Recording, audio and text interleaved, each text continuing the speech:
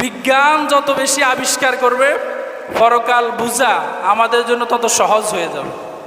একটা সময় আমরা হয়তো মনে করতাম আমার জীবন ৬০-৭০ বছর, সেই ৬০-৭০ বছরের আমল নামা এখানে কেমনে থাকবে, ছোট্ট একটা জিনিসই কেমনে থাকবে।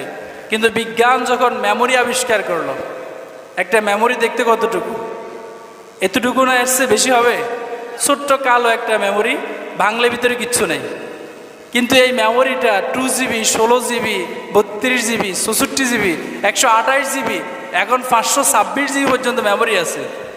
এই মেমোরির মধ্যে কত গান, কত ওয়াজ, কত গজল, কত ভিডিও, কত ছবি, সব কিছু আছে না নাই?